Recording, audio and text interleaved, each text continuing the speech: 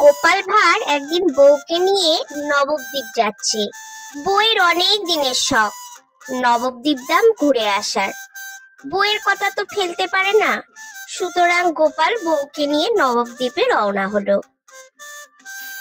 নবদ্বীপে যাবে নৌকা করে, তখন তো নৌকা ছাড়া অন্য কোনো পরিবহন ছিল না। তো সেই নৌকায় একজন উড়ে বামুন বসলো, সেও নবদ্বীপ ধাম যাচ্ছে। তার ঘাড়ের পিছনে মস্ত এক টিকি। টিকিটা নৌকা দুললেই দুলে দুলে উঠছে। গোপালের কাছে এখন ওই টিকিটাই হাস্যরসের কারণ হয়ে উঠেছে।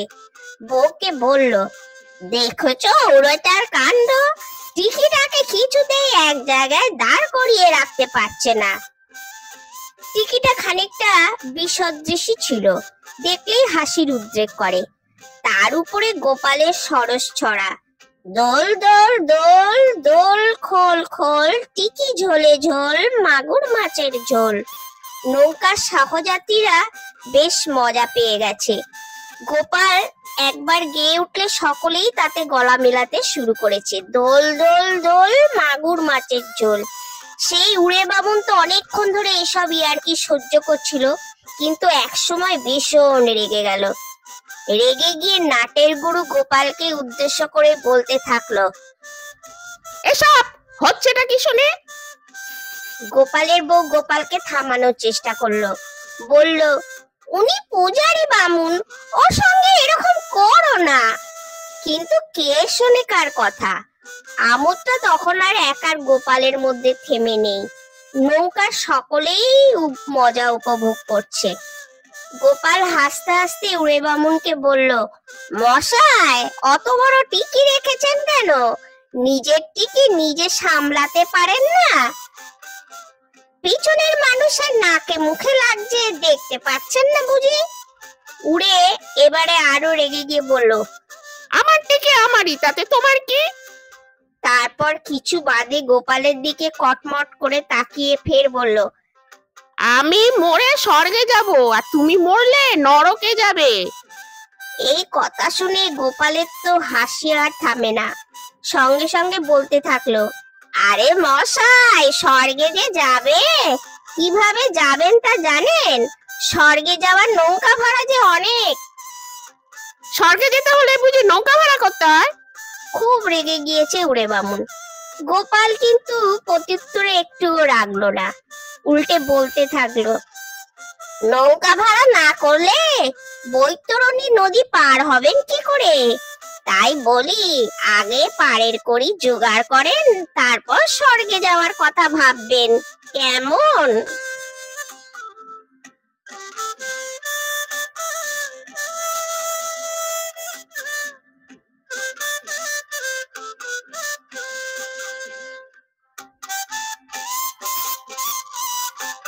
রাজামশাই সবে দরবারে বসেছেন। গোপালও সেদিন বেশ সকাল সকাল চলে এসেছে। এসেই বলল, মহারাজ, আমি রানীমার সঙ্গে আগে দেখা করে আসি, তারপর আসছি। এমন সময় পেয়াদা এসে খবর দিল, একজন মেছুয়া একটা মস্ত বড় মাছ নিয়ে এসেছে। মাছটা সত্যি খুব বড়, এত বড় রুই মাছ কালে ভদ্রে দেখা যায়। রাজামশাই মাছ দেখে খুব খুশি হলেন। মেছুয়াকে তিনি জিজ্ঞেস করলেন, এটা কতদিনের মাছ? গায়ে পায়ে কাদামাখা মেছুয়া উত্তর দিল, তা বছর ৫-৬ তো হবেই মহারাজ। মাছটা তখনও জ্যান্ত, লাফঝাপ করছে। বাহ বাহ! রাজামশাই এবারে তার কাছে দাম জানতে চাইলেন। এর কত দাম হবে? হুজুর, এত বড় মাছ তো কেনার লোকই নেই, কে কিনবে?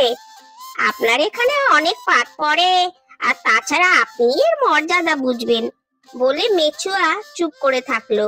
অর্থাৎ দামটা রাজামশাই ঠিক করে দিন। রাজামশাই তবু জানতে চাইলেন, তবুও তো তোমার একটা আশা আছে। হুজুর, আপনি আমার মা বাপ, বলে মেছুয়া বলল, দেবেন, সপাজ দেবেন। রাজামশাই খাজাঞ্চিকে হুকুম দিলেন, ওকে 500 দিয়ে দাও। মেছুয়াকে 500 তো দিয়ে দেয়া হলো। একটা মাছের এত দাম? এই সময় গোপাল এসে চমকে উঠলো। রাজা মশাইয়ের দিকে তাকিয়ে বলল, হুজুর দাঁড়ান, আগে আমি জেনে নি মাছটা স্ত্রী না পুরুষ। গোপালের কথা শুনে মেচুয়া মাছটি হাতে তুলে নিয়ে ভালো করে পরীক্ষা করে দেখে বলল, এটা স্ত্রী মাছ হুজুর। দেখছেন না পেটটা চওড়া, চওড়া পেট হলে মেয়ে মাছ হয়। মাথা খাটিয়ে একটা উত্তর দিয়ে দিল মেচুয়া। জগতে মেয়েদের দাম কম, সুতরাং মাছের ক্ষেত্রেও তাই হবে। তাই এর দাম 500 হবে না, তুমি ভালো করে দেখে বলো। গোপাল যেন একরকম ধমক দিয়ে ওঠে মেচুয়াকে। মেচুয়া পুনরায় মাছটিকে উল্টে পাল্টে জানালো, হ্যাঁ আপনি ঠিক কথাই বলেছেন, মেয়ে মাছের দাম কম হয়, কিন্তু এটা আসলে পুরুষ মাছ, পুরুষের দাম তো বেশি। রাজা মশাই দূর থেকে সব দেখছিলেন। তিনি গোপালকে বললেন, তুমি মাছ চেনো গোপাল? হ্যাঁ হুজুর, বিনয়ের সঙ্গে গোপাল জানালো। তবে আর ওকে জিজ্ঞেস করছো কেন? তুমি দেখে শুনে বলো এটা কি মাছ। হুজুর এটা রুই মাছ, সে বিষয়ে কোনো সন্দেহ নেই। তাও মাছটাকে উল্টে পাল্টে দেখতে থাকলো গোপাল। রাজামশাই জানতে চাইলেন, বলো এটার কি জাত, মানে মেয়ে তো না ছেলে? গোপাল এবারে সত্যি মুশকিলে পড়লো। সে তো মাছের কিছুই জানে না, পুরুষও বোঝে না আবার মেয়েও বোঝে না, সে এখন কি বলবে। এইসব 7-17 ভাবতে ভাবতে গোপালের মুখ দিয়ে হঠাৎ বের হয়ে এলো, হুজুর এটা পুরুষও নয় মেয়েও নয়, হুজুর এটা খোঁজা মাছ। খোঁজা? এ কথা শোনার পর মেচুয়া আর এক মুহূর্ত দেরি করলো না, দৌড়ে গেট পেরিয়ে পালিয়ে গেল। পাছে ওর পাওয়া হাতের 500 টাকাও চলে যায় এই ভেবে। এদিকে রানীমাও কিন্তু এসে দাঁড়িয়েছেন এবং খোঁজা শব্দটা শুনেছেন। তিনি তো শুনেই বলে উঠলেন, না না, খোঁজা মাছ আবার কেউ খায় নাকি? আমরা বাবু এই মাছ খাবো না, হেসেলেও তুলবো না। রাজা মশাই তো একথা শুনে একটু খেপেই গেলেন। শেষে গোপালকে রেগে মেগে বললেন, যাও এই মাছ নিয়ে তুমি এক্ষুনি পালাও। গোপাল আর কি করে, রাজবাড়ি থেকে দুঃখ দুঃখ মুখ করে নিয়ে বের হলেও বাড়ির পথে যখন পা বাড়ালো তখন মনের আনন্দে সে ছুটতে লাগলো। এত বড় মাছ দেখে গিন্নি না আবার ভিমরি খায়। বাড়ি এসে বলল, গিন্নি গিন্নি দেখো কি এনেছি দেখো। গোপালের বউ তো এত বড় মাছ দেখে আহ্লাদে আটখানা। সে তখনই বটিখানা নিয়ে বসে পড়লো মাছ কাটতে। আরে এখানে কেন বসলে মাছ কাটতে? রান্নাঘরে গিয়ে কাটো, দেখছো না সব কাকচিল উড়ে আসছে। এই হাট হাট হাট, যা যা যা, যাও যাও রান্নাঘরে যাও।